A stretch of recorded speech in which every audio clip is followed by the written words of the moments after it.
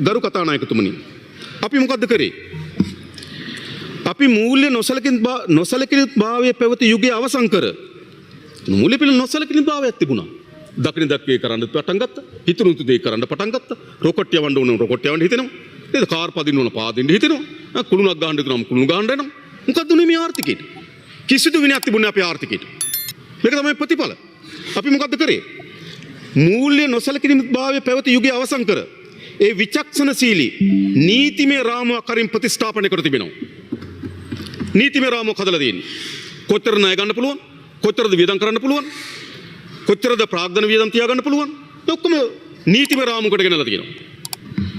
ඒ ඊට කරන අසමත් වෙන අයට විරුද්ධව කටයුතු කිරීමේ හැකියාව මහජනයට ලබා දීලා තියෙනවා.